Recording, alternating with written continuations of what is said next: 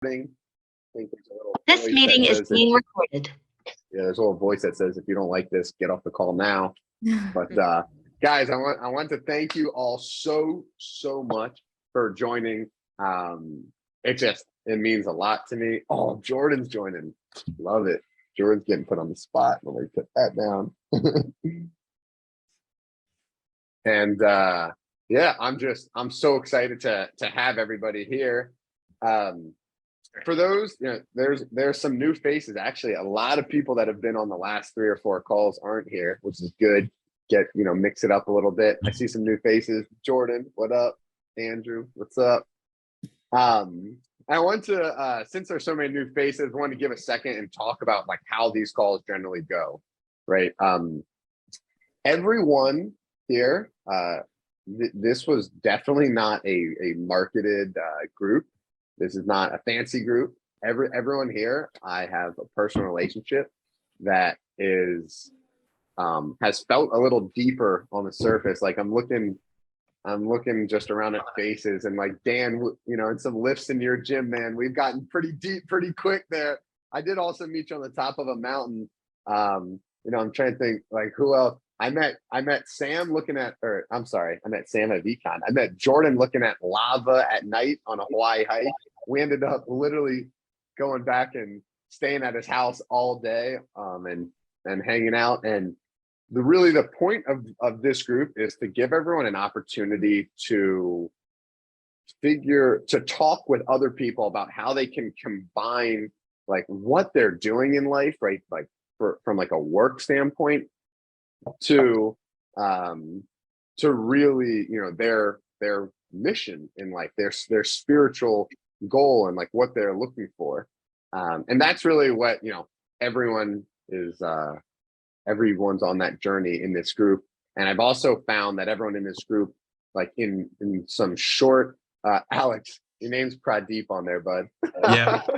Yeah, I was that's like, my colleague's name. Yeah. Anyways, the reason we got this is to give everyone a chance to have these deep connections in life with other people. And I know some people, Marquise, I know you've connected with Christian deeply. Rob, I think you and Andrew have connected. It's really a chance for people to dive in with other people. And I say this every time, everyone on here is like family to me. So like, I hope you feel if someone says something that's like interesting, I hope you just feel wide open and free to go connect with them. And no better way to like introduce people, but I'm going to put everyone new on the spot real quick to just, introduce you, say something about yourself, maybe say what's got you stoked in life right now. That's what I'm looking for. I don't want to hear, I'm Sean, I'm 28 years old. I do this for a living. I want to hear one thing that's got you stoked. And we'll start with Pradeep. Hey everyone, my name is Pradeep Nedungadi. No, just kidding. My name is Alex Davis, good friend of Sean's, and I noticed Andrew's on the call. We're neighbors. So anyways, no, the thing that's got me stoked in life, which is non-work related, is we're planning a family heritage trip to Italy next May. So doing a lot of planning on that. But anyways, just a little bit about me. I'm the North America rep for India-based manufacturing companies. Business is going amazing. We are, with the whole shift of manufacturing from China to different global locations, our business is taking off. We've been at it for 5 years, and we've grown from 1 million in sales to 10 million in sales, and it's picking up faster and faster all the time. So I'm stoked about that too. Yeah. Looking forward to networking with everybody, and any sort of knowledge sharing is welcome by me. Awesome. And your health. You were kind of on your deathbed a little bit just a week ago with Lyme's disease. I had that call right before our last networking group call, and it just like changed the paradigm of that call. So I'm glad to see you looking healthy and well. As I go through, I'm gonna try to get everyone that's new. If I miss someone, just jump in. But Sam, man, what's up, dude? What's going on, everyone? My name is Sam Johnston. I'm a Canadian refugee living in Austin, Texas. And like Sean said, we met at VCon a few months ago, and I'm really focused on growing my my health and my fitness and my nutrition business, and that's what has been consuming my time. But I've been loving it, and that's really the big thing that not only am I working on, but it gets me super, super excited just to see the trajectory that we're on, and continue putting my energy into that when I get so many messages from clients on just like, when you don't have your health, it's really hard to enjoy all the other areas of your life. So to be able to give people that foundation to live the life they want to live, I get super excited and passionate about. So that's what I'm feeling right now. Appreciate that, man. I'll tell you a book that you love, The 4-Hour Workweek. Rob gifted it to me. Rob, no one I know has implemented the workings from the 4-Hour Workweek as well as Sam. He's crushing his job. He has a full-time job he didn't mention in a very short amount of time. And his fitness business is absolutely taking off. And Sam, I heard you almost like hesitate for a second when you're like, that's like the only thing that's really consuming my time. And I think that's something you should be proud of, because I can tell you, I'm looking for focus right now in my life. Like, I'm doing a lot. I'm spread thin. And, Matthew McConaughey said this in his book, Green Lights. He feels like he's making B's and C's everywhere in life, and he wants to make A's in the things that matter. And dude, like, you make A's in what matter. I mean, I think I mentioned this to Brendan the other day. You and Brendan are like the only content I consume on social media. I love your stuff because, yeah, it's fitness, but it's life, man. So I love that. And I did want to, we'll talk about on this, but I had Gay Hendricks on my podcast. That was man. a big thanks to you. That's awesome. I'm super excited to hear about that. And thanks for having me on. And I'm excited to connect with everyone else on the call too. Cool. Jordan, man, give us your intro, dude. What's up, guys? Nice to meet you all. I'm calling from Tucson, Arizona. If you've never been here, I highly recommend it. It consumes a lot of my time. Recently got into playing outside in new ways, including making some fun changes in the garden, but everything's a bit prickly, so it gets you to like think a little bit harder before you actually like dive in, which I think is a good metaphor for business. I think sometimes you really should think twice before getting your hands dirty. I've been in ed tech my whole career. Also from a work perspective, we kind of just recently launched a new platform, and for those of you in the room who have been in tech, kind of know that roller coaster ride of wins and losses immediately once you kind of push out something new, and some of the frustrations that go along with that. But it's been really a great journey to get to this point, and we're helping students gain experience before they graduate. So that's kind of the work we do, all through industry integrated learning. So big fan of Sean's. I'm happy to be here. Glad to be invited. And that's pretty much what the name of the game is down here in Southern Arizona. Dude, and happy birthday. Jordan just turned 30. Thank you. And I'll say I think it's hilarious. Most people when we did intros the first day feel pressure to say that they're a fan of mine, but I hope it was genuine. But don't worry about it. This is for you guys, for real. And the last person that I think is new here is the owner of Dan's Gym for Muscles. Good evening. Good morning to everybody. Calling from Bend, Oregon. So over in the Northwest. Oregon's above California for folks that haven't been over to the West Coast. You're the Canadians in the group. I own Dan's Gyms for Muscle, which is a neon sign that my wife got me to pay homage to The Office. So big fan of The Office. I think the thing I'm stoked about most right now is I've got a 15-month-old kid, so Foster, we call him Fozzie, and in January started a new role with my company. So I've been with my company for 15 years, and they were naive enough to make me the CEO in January, and so the rapid change of a newborn, at that time, and then taking on a 3-state operation in healthcare was a lot. And now, 8 months and 19 days into the situation, I think I'm finding the right balance between travel and being a dad and, taking care of, not working, I'd say a solid 35 hours. And for a company my size and to be present at home, I'm stoked about that. So. Dude.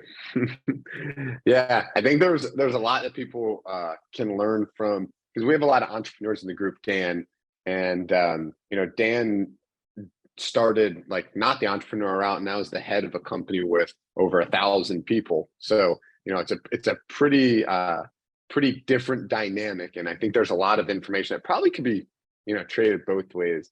I think I forgot to also mention that you're the fastest biker in Bend, Oregon on Strava. In the Clydesdale category, guys, I'm north of 225 pounds. That's the caveat. Oh man, and hey, I forgot. Last one's going to be Sean. Sean works with me. We call her girl Sean to keep things from getting too complicated. But Sean, love to hear a little intro from yourself.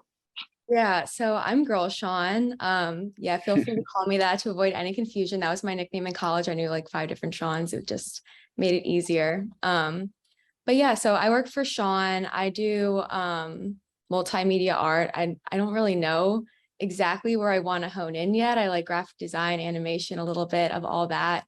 But something that's got me really excited right now is just, I guess, starting my life and my career. And I've just been really focusing on doing a lot of like inner work, I guess, since I graduated. So I feel like I had the time and just like bettering myself, figuring out what makes me happy. I kind of started like about, I guess, a year and a half ago. I used to be going to school for physical therapy. And then I decided that since art was always my little side hobby, might as well make it a career and learn how to do stuff I always wanted to learn. So I'm excited to get to know all you guys though. And yeah, hype.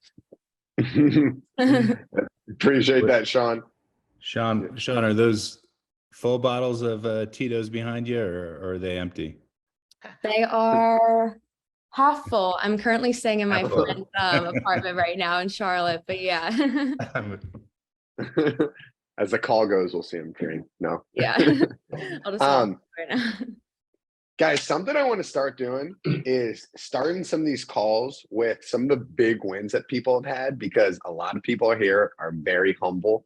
I have a big win for most people on here. Some I haven't connected. Feel free to add one in, but I do want to start with Rob Burgess purchasing his first rental home. Is something we have chatted about for a while. Best part, it's in his hometown. Since it's in his hometown, he was able to employ, not full-time employee, but employ his father and his brother to do all like the upkeep work. So he's giving back to his hometown, rental communities, providing for his family, helping his family out with work. That's a big win, Rob. Want to congratulate you. Very excited. Yeah, for sure, man. Alex, I wanted to talk about you, not because you just came over your big health situation, but happy about that too. But I mean, that company that you said you grew, or that grew from 1 million to 10 million, guys, there's 2 people in the company and they just made Alex partner. So dude, congrats on that. I mean, that shit is awesome, man. And I wish you just the best of luck in growing that. Clapping guy up top, Jared, Jared passed one of his real estate exams. So quit his job with no other job lined up. I literally love that. Like, it just showed like how much like you're doubling down and betting on yourself. And it forced you to work. Like, anytime I talk to you, what are you doing? Studying for this, like getting ready to do it. So you're making your dreams come true, Jared. That's awesome. Yeah, for sure. And then, I know I just had Brendan on the podcast. Guys, tell you something about Brendan. He just moved down to Florida, like by himself, like didn't really have like specific like friends or family down there, because he finally created a life of financial independence around himself. And he did drop out of college, and he's 24 years old. So to be able to do that, he's an entrepreneur who moved to the city that he wants to move, living the life that he lived. I mean, dude, that's awesome for me, just be able to watch you grow. And then I hate to measure things up, but I think Andrew Clavana takes the cake. He had a baby like 6 days ago. So That's right. Andrew, That's dude. right. Yeah, I'm on my paternity leave now. A little bit sleep deprived, but feeling blessed. We had a little baby girl, Riley Harper. She's doing great. Mom's doing great. I mean, life is good right now for sure. But love to hear it. Love to hear it. And for the last big win here, I'm actually gonna flip it over to Chicken Boy, Jason. Guys, before Jason gets into this, because this man is extremely humble. He's an ultra runner. He's a backpacker that does ultra runs. I'll say that because that's what I think he likes to do the most. And he got admitted into this race that he'll tell you about, but it was a brutal race. And I'm really proud that he finished it. He sent me a text that said he was the most proud he's ever been. And I'd love, Jason, if you could just share a little bit about what the race was, and then a little bit about that. You're on mute. Yeah. How much time should I take up? Because I can take up a lot. Use your discretion. I trust you. I'll when I see people starting to fall asleep, I'll stop. But yeah. So as Sean said, I just finished a 100-mile race in Southwest Colorado. If you're familiar with that area, it's close to like Telluride, where they have some of the biggest and most rugged mountains in the U.S. And just to provide, I guess, a little background on the race, I made a few points, just a few notes, so I hopefully don't forget anything. But Sean mentioned that it's different. The reason being it's different is, most races, 100 miles, you have like cost like maybe $300 to $500 to run. Where that money is all well spent, they're providing aid stations where you have a ton of food. They have medics out there, everything you need. They mark the course well. The money's well spent. So this one was slightly different, where there's no sign-up fee. You get nothing from the race, no swag or anything like that. And then a few of the reasons why it's really different is there's no route. Essentially, they have 20 different what they call checkpoints that they want you to reach, and you can get there however you want. And I can tell you on race day, people got there in pretty interesting and creative ways. So there's no route, which is a big aspect, and then there's also no aid stations, which is another big aspect. Meaning, most of the water you'd have to filter from streams. They did have some water on the course, and it just essentially makes things a lot more difficult. And then the last aspect that really makes this race different is you summit 9 mountains in total. In most races, you don't summit any mountains.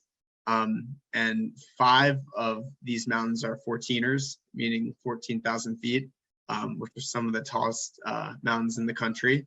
And then the other 4 that are not 14ers are all close to 14,000 feet.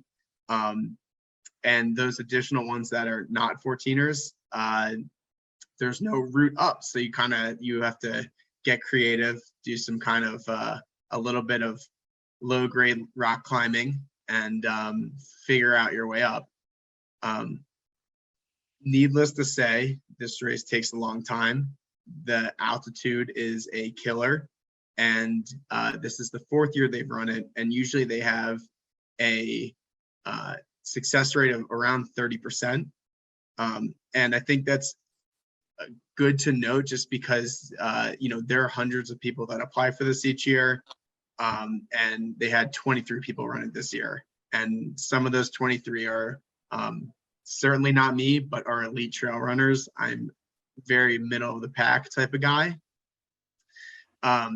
but I can kind of get into the race itself and how it went for me.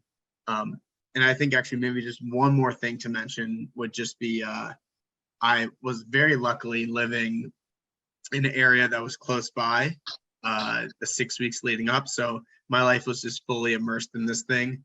And I spent about all the time I could out there on the course trying to train. But I think a few things to note, just first being, you know, I think we've all heard of David Goggins, and there was a point in time where I was obsessed with him. I read his book and all that. Maybe not so much anymore, but the aspect of mindset, and this is something I think we've all talked about in some capacity, is just so important. I've run other hundreds before. Sean's paced me for 2 of them, and he's seen my mind kind of slip in the later miles. So something that was really important to me is to stay present the whole time, which is especially, you know, it's very important when you know you're going to be out there for 48 hours or so. So, you know, if you get into like 12 hours in, you're just like, man, this freaking sucks. And you know, you have 36 more hours, like that's just going to eat away at you. But I'll run through a couple of the quick highlights. Around mile 30, I stepped, we were bushwhacking in the woods, so there was no trail. Trying to get up this really steep ravine, and I stepped on a yellow jacket's nest. And before I can note or see anything, my legs are covered in yellow jackets, and they got stung up very bad. That was one of the few times where addressing something or I decide not to address something, and I just decided not to think about it. My legs are still pretty fucked up, to be honest. Around mile 40, this was starting at night. We started the first 14,000 foot peak where you go and climb up to the top and then back down. And I have exercise-induced asthma. You can hear my voice is still pretty messed up. So breathing started to become pretty difficult. And this is something I face for the rest of the time. This is a key moment of just staying in the moment. I just tell myself, be in this moment, be in this mile, you know, stay present. And, you know, you'll work through this. Around mile 45, I had finished that first 14,000 foot peak and was working on to 2 more 14,000 foot peaks. And this is around 3 a.m. I started not to feel good, and I decided to take a quick, just lay down at 13,000 feet on a 6-foot ledge. And ultimately, I ended up falling asleep for 30 minutes. And luckily, another runner came by me and woke me up just to make sure I was okay. But that was a probably not well thought out situation. That's what happened to me for about 21 hours in a row. Let's see. Then from there, finishing up this next 2 14,000 foot peaks were probably the hardest thing I've ever done in my life. I didn't have enough clothes. I was up very high. It was cold. It was windy. I didn't have gloves. That, if I can ever say, you know, a moment as far as being proud and giving it everything I had just to, you know, get off a mountain. It didn't feel like I was in a race at that point. It felt like I was just trying to hang on there. Mile 70, the hallucinations started to get pretty bad. I've experienced hallucinations before, but never to the point where I could not discern what was and was not real. So rocks became people, trees became objects, and it started to get to the point where, you know, it got more and more intense throughout the day to the point where I could not tell what was and was not real, which is a little scary when you're doing some of these more technical climbs. Mile 80 is nighttime for night 2. I've slept 40 minutes at this point, and I started to have, for the first time, auditory hallucinations where I was hearing other people out in the woods with me. I was in a really remote area, so I know I was by myself. I see other headlamps out there that I knew were not out there. Just having to keep grounded and stay present and say, hey, you know, I think this is not real. Just keep chugging along. Mile 85, this is around 2:30 in the morning, still with that 40 minutes of sleep. And and thanks, Jordan. The name of the race is called the High Five 100. And mile 85 was probably where I was, truly really happy with what I was able to accomplish at that point. This is something that's weird to say, and I still have a hard time explaining this, but essentially, I was hiking by myself this entire time. I had no crew, no pacer, and it felt like I was hiking with someone else. It kind of felt like I had a bifurcation between my mind and my body, where my mind would just tell me to push and my body would go. It felt like there was two of me, which is really strange. But at this point, I was able to climb a 13,800 foot mountain in the dark with never have climbing that before. That was one section of the course I was not able to scout. So that was really, really awesome. And then let's see. And I think maybe the last piece here is the last hour of the race. I was really chasing the cutoff, so 48 hours. And I ran, really the last 8 hours, but that last hour, I gave it everything I could. I've never run so hard in my life. And I ultimately finished in 48 hours and 15 minutes. I completed the 100-mile loop. But because the race is known or has a 48-hour cutoff, you're only allowed, again, 48 hours to finish. So technically it will not go down as a finish, which is like really unfortunate, but nonetheless, I'm really happy of how it went. And I do have a couple pictures pulled up from the race, so I figured I'd just quickly show them. Yeah. Let's see. So these are, let's see, this is up. This is at 13,000 feet. This is a lake called Copper Lake. Oops. This is one of the 14,000 foot peaks as you're approaching it. This is another one as you're approaching it. These are two 14,000 foot peaks, this one and this one. This is another 14,000 foot peak. And then this is kind of a view of the mountains. And then I'll show, this is one of the sections that's a little more technical, where this is actually above 14,000 feet. And if you fall there, you can see there's not a ton of room for error. So it's, if you ever want to do something like this, 10 out of 10 recommend. If you ever want to personally come and crew me, more than welcome to, or pace. But yeah, thanks for letting me ramble there for a while. I mean, we spoke about it. Anyone have comments or questions? That is insane that you were able to do that. Congrats. How many other 14ers have you done before, Jason? Or is it just those 5? Not a ton. Maybe 5 or 6 others. Jason, so I heard the mental mantra, stay present. Were there any other mantras that you use throughout the day or 2 days to get you through? I just continue. I mean, I must have said it over 1,000 times. I just said, be in this moment, be in this mile. That was it. I think going into it, the big thing was, you know, this sounds sadistic, but like I was ready for the pain. I was so ready just to feel everything. And I think if you go into anything of that nature with even an inkling, a doubt, you know, it's going to come out at your darkest moment. What do you, or what would you say was like the most difficult thing to get through? And do you think that getting through it is what made you, like, do you think it made the experience a lot more meaningful to you? Yeah, no, that's a good question.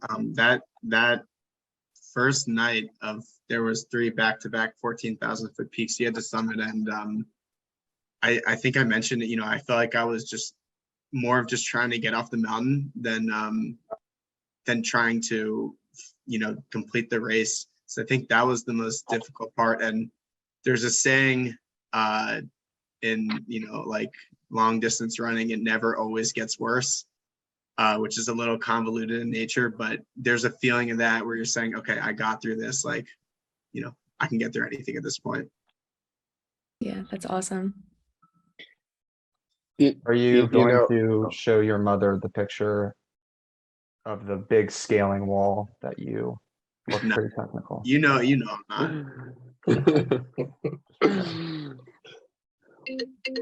there's a lot of people in here. I think every single person here that believes like fitness and some sort of like moving the body and challenging themselves is a big part of like their lives, but like almost like their success and happiness. And Sam, I'll tell you, when I was looking at some of your content, you put something out maybe 4 weeks ago. You were doing one, you actually put two similar posts out. One, you're doing rows, one, you're doing squats.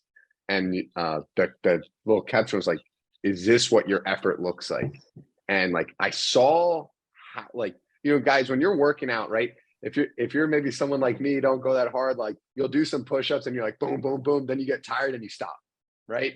And it's like, I see Sam smiling. That's not the way like muscles break down. Muscles break down very slowly. And like really it should be like you do, you know, 20, 30 fast, then 5 or 10 kind of slow, and then 5 or 3 really slow, and then like really grind one out, and then like you do one and then like you fall on your face. And like that is where like growth comes from. Obviously Jason's chasing like, you know, these moments, and like Sam, I just kind of wanted to connect that to you and like, you know, see if you wanted to open up about like, obviously like that's where the growth comes from, physical, but I know you connect the physical and spiritual, or spiritual, whatever, mental, so much. Does that resonate with you?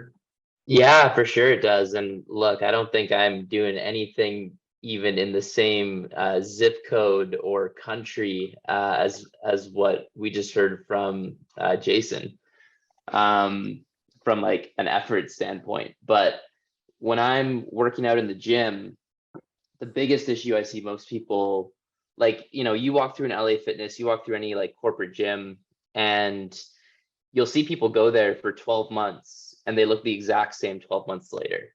And if I were to go ask them like, hey, why are you here? They would say like, oh, I want to build muscle. And it's like, well, what you're doing is not going to do that. And in the same way, like you need to give your muscles a reason to grow. You need to take them to that point of failure where you create a growth response. I apply that same methodology to my mindset in business and life. It's like, you need to find where your walls in life are, and through persistence break through those. And it's not like, I think when I was younger, I would often hit a wall of difficulty and be like, oh, I'm not good at that, or I can't do this, or I'm not the kind of person that can figure this out. And as I've gained more experience and as I've gone through my own process of maturation and development, whenever I hit that wall now, I'm like, perfect, I found my wall, time for me to keep pushing here and keep driving effort at this thing until I get the result that I'm looking for. So yeah, Jason, man, that's impressive as hell. And I think that your ability to go through extreme difficulty and just keep moving forward, keep taking that next breath, keep taking that next step is a super, super valuable skill. And a lot of people in our society would benefit from having more of that. Appreciate that, Sam. And for those maybe that haven't spoke, or even if you have, this is totally not I have to push people to speak, you know, jump in, and if you have anything, I know there's a lot of similar mind people, a lot of people that maybe are struggling with things that you know, maybe Sam just described, you know, he's crushing it with. Marty, I was gonna make a joke about you lifting, but I'll save that. But you know, like seriously, guys, what I hear that was the coolest about what you said, Sam, is you're training your mind through strength training, that like, I'm gonna literally hit my absolute wall and keep going. And then you said when you are in life, right, and the life meaning anything else, the interesting thing about life is we can't choose when stressors come. Like, you know, Dan's the CEO of a big company, right? Jordan's running, he's the owner and founder of a growing company. Andrew just had a kid. Like, you guys all wish you could control when stress comes, but stress is just going to show up. And the fact that, like, you know, to speak highly of you, Sam, like you're saying, like, hey, like when I hit that wall, I say, perfect. Like that, you know, that's just a growth wall. We're going to push through. I mean, dude, that's like a life lesson that I think is one that we can definitely pull from exercise. I have a Yeah. question. Ooh. Oh, go ahead, Jess.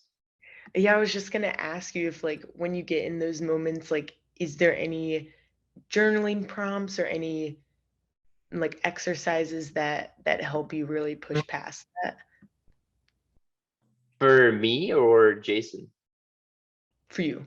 For me? Sorry. I mean, I think the biggest thing, like the current thought around stress in our our society is like stress is bad, stress will kill you. We're too stressed out. And just like Jason said, like he went into that race ready for the pain, and like he was no longer afraid of it. It was almost like that was the whole point.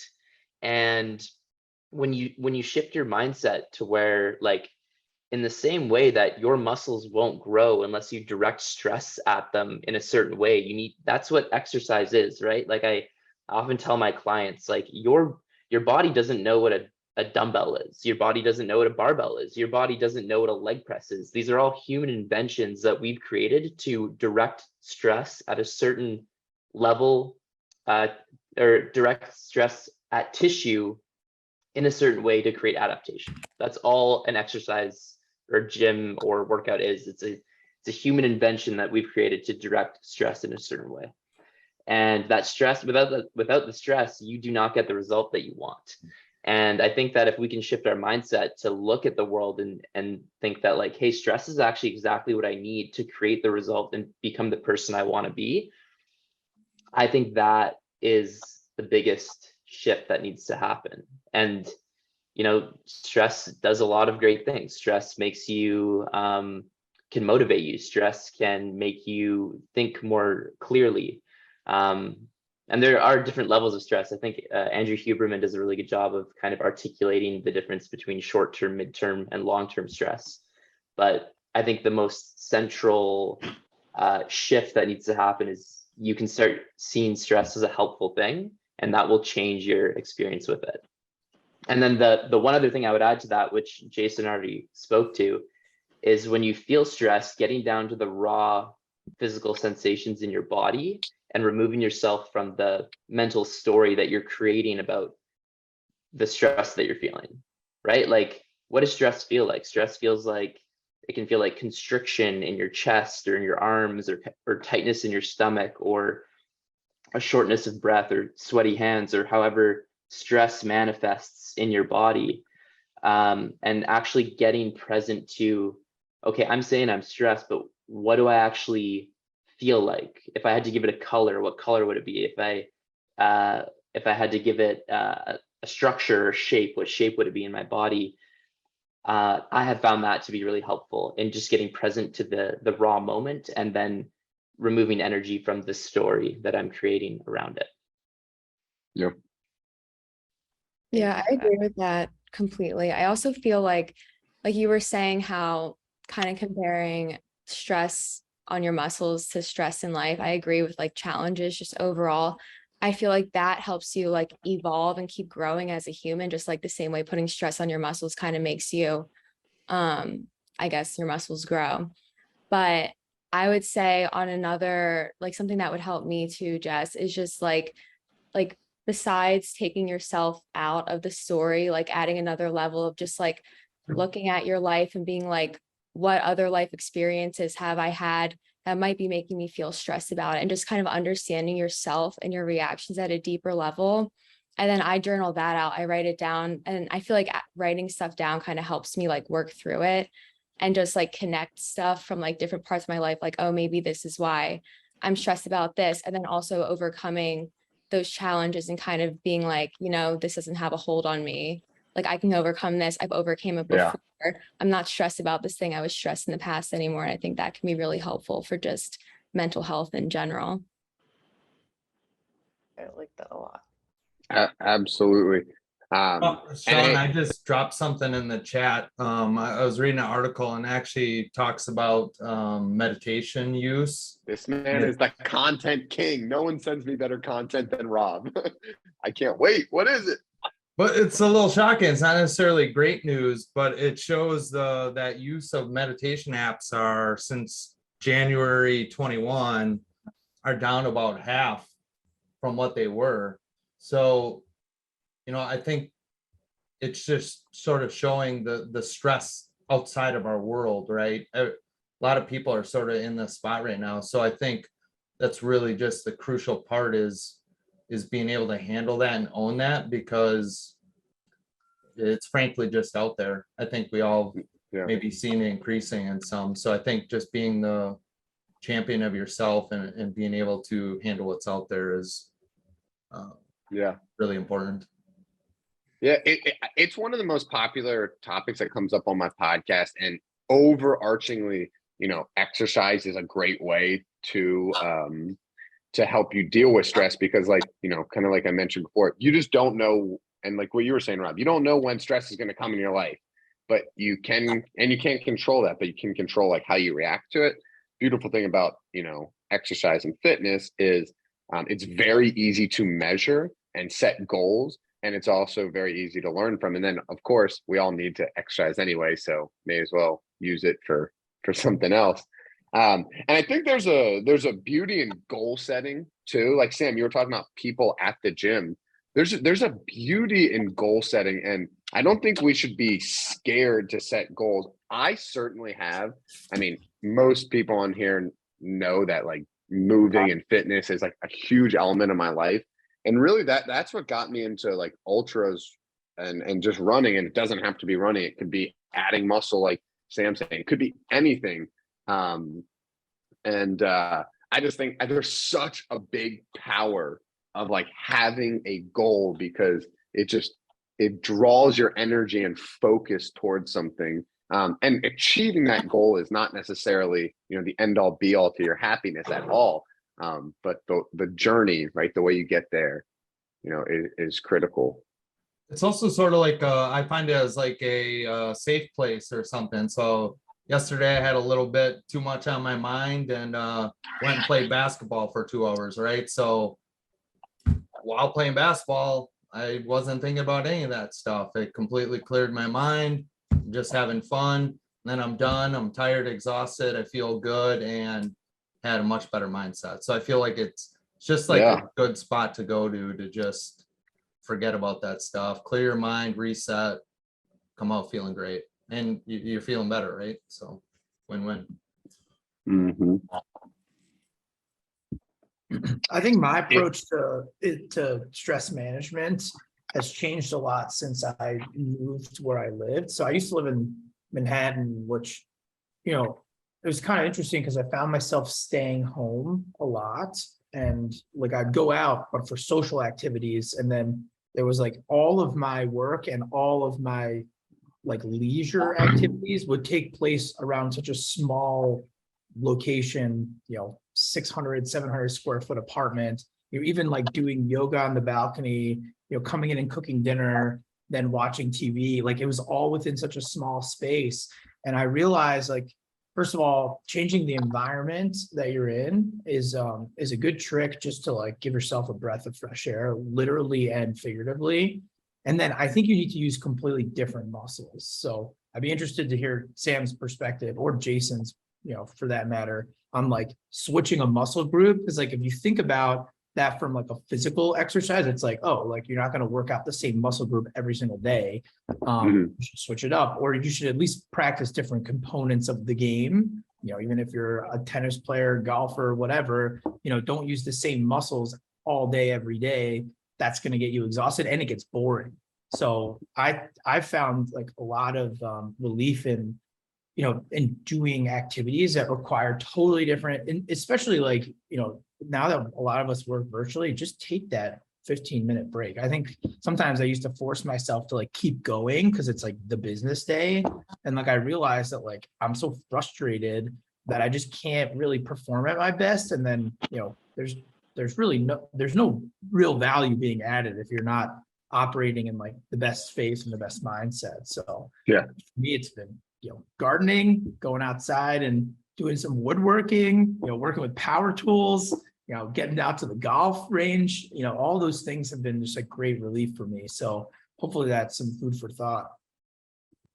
Yeah, and I guess I have a question for the group, and Jordan, I think you definitely just touched on this.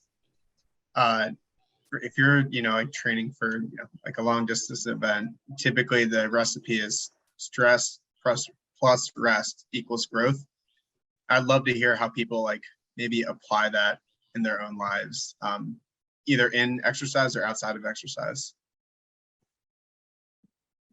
I actually, it's funny you say that, Jason, because for those that don't know, I'm spending the summer in Europe. So it's, it's 7 p.m. on a Friday night, and really I'm just getting cranking on a work day here. And me and Emma were kind of talking about like, it was definitely an adjustment working in the evenings, but we also like, we're living here. We're not on vacation, right? We're here for 12 weeks. So if we were on vacation, like our businesses would just fail.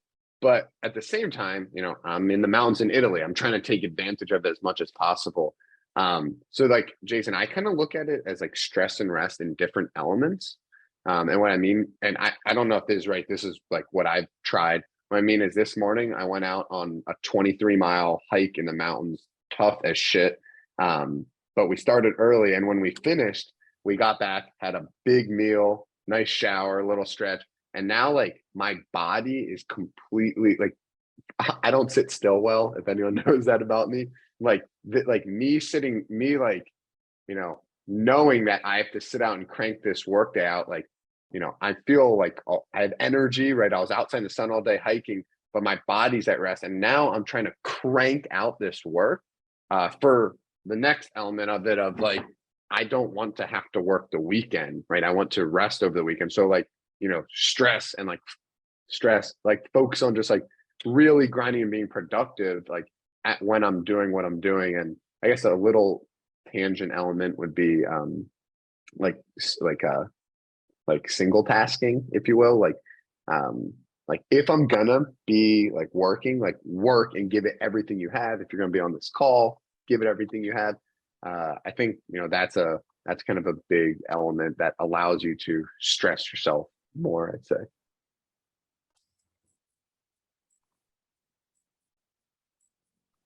I'd like to add real quick that obviously goal setting for personal life and professional life is super important. And it works for ultra running and technical tasks. So in healthcare, we started a new strategic framework around it's the OKR framework. So you have objectives, you've got measurable initiatives, you've got and everything's measured. It doesn't work for some of the more breakthrough items that you're trying to achieve. So we have 5 key goals for our healthcare organization, and one of them is to be the largest healthcare organization in the Northwest. You can't modulate your way to growth. You can't go and goal set that I'm going to acquire this company, or I'm going to grow at 21% compounding over 2 years. Awareness of environment and putting yourself in proximity to opportunities is a principle, but I don't think it's a goal, and being nimble enough to capitalize on opportunity. So goals are super important, but it's not, a counterpoint that it's not everything. You've got to be able to sequence, Steve Jobs didn't goal set the iPhone, the bandwidth, the technology was they were in proximity where it was a logical next step for them, but it wasn't an OKR that we are going to have this device that disrupts the world. It was a sequence of events that took place, and they were at the right place at the right time. That's awesome. How would you, so the one nice thing about a recommendation like goal setting, right? It's very easy to follow, right? Set a goal.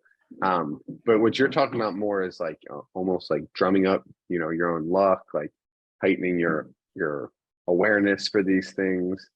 I'm looking around trying to think, a lot of people on this call may be entrepreneurs. Like, do you have any, and I know there's a deep one, but do you have any tips on how someone could like act on some of that info? That's a good question. I often think about, I cycle, so wind resistance and force. So more wattage or more wind resistance. You're 60% more efficient if you draft somebody than just hammering it out on the pedals.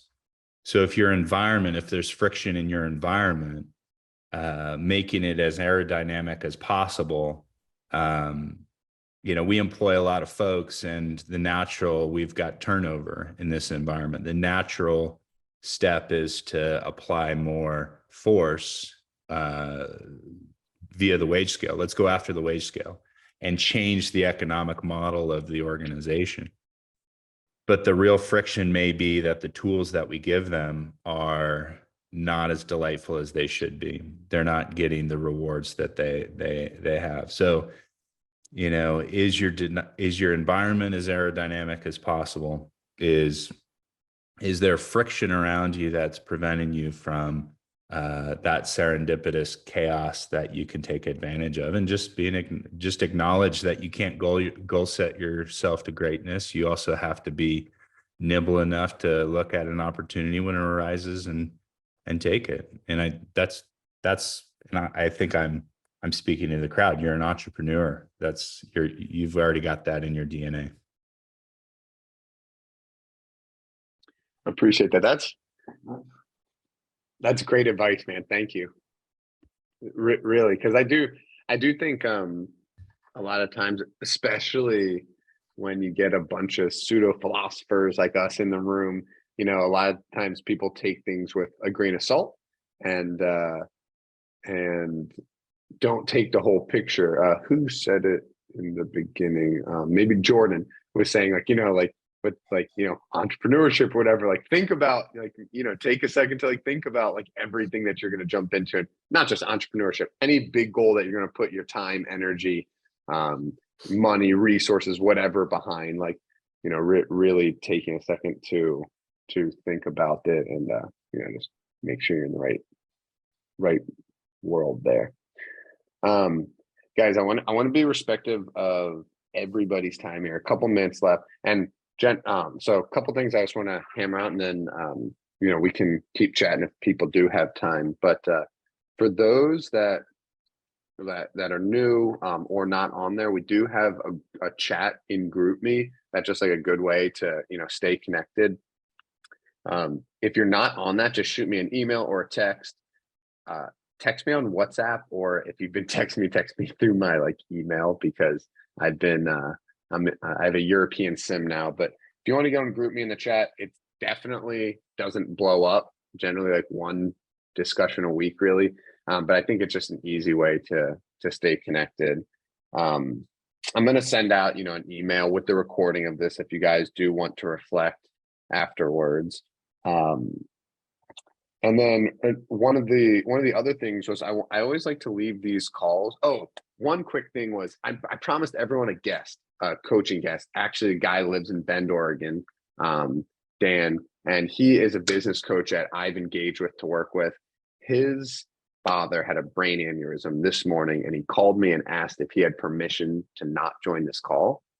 And that is how good of a person this is. So I hope at least that can be the lesson that he left. Mike is he is a triple entrepreneur. He owns three very successful businesses, and he was still making time for this. And he said, Sean, I'm there if you need me, but I would love that hour back to be with my father. And I was like, dude, everyone will understand, please. But I know I promised that to you guys. So he said he'll try to join another one. He's a business coach. He wanted to take you guys through. He's a life coach that coaches a lot of entrepreneurs. He wanted to take everyone through a fun exercise. But one thing that I was actually I just did a podcast this morning with a guy named Steve Schaefer. A couple people on here know him. And he told me that he's setting out to do the fastest known time to do a lap around the Big Island in Hawaii, 240 miles, unsupported. And that's a crazy dream. It's in this running world, but this is not about running. It's about life. Like he said that this is something he's dreamt of his whole time, is doing like crazy long runs like this. And he said that it helps him reverse repression. I mean, I'm looking on here, I see Jared and Marquise, all three of us wanted to be basketball players like growing up. And now if you ask us what we want to be, we don't say NBA, right? Like everyone reverses, like we need to reverse our repression. Everyone has repression. And I wanted everyone that's interested in the group me to chime in with what's just like a wild dream they have. That's the whole task this month. You could send it right now. You could send it after, and know that the whole point of it is everyone's going to see your wild dream. You're not committing to everyone though, but this is a practice to reverse repression. I'm talking wild dreams. I don't want to hear work 30 minutes less a week so I have a little more time in the afternoon to cook meals. I'm talking like, big dreams and nothing stupid. Actually, the bigger the better is what I think. We'll do a little fun game with that afterwards. I'll connect people. For those that don't know, I've tried to connect everyone with a partner for the month to kind of help everyone stay motivated. But I just wanted to thank you guys so much for joining. Everyone here is doing great things, and I will take any and all feedback, because this is for, I don't even want to say you guys, this is for us, right? Like the whole point of this, thanks Jordan, the whole point of this is that everyone has a deep community. Also, write in the group me or by email, like if you guys need things, like this is a very well connected community all over like the country. Like, if you guys, if people need, advice, we have 2 real estate people in here. We have multiple runners in here. We have different groups of people, different age. I think it's awesome that Jess and Sean, you're the 2 youngest here. You're the 2 only girls here. Like, they can give us completely different paradigms. So reach out to people. If you need anything, that's what I want most from this. I will be I'm writing a book and I'm at a stuff somewhere. So anyone that's written a book, knows someone that written a book, anything like that, I'm going to be asking for their support here soon. So if anyone has any last words, feel free to chime in or stay on. I'll stick around for a little, but I just want to thank you guys. Thanks, Sean. Thanks, Sean. Talk to you guys. Nice meeting you all. Thanks all. Thanks, Sean. Take care, everybody.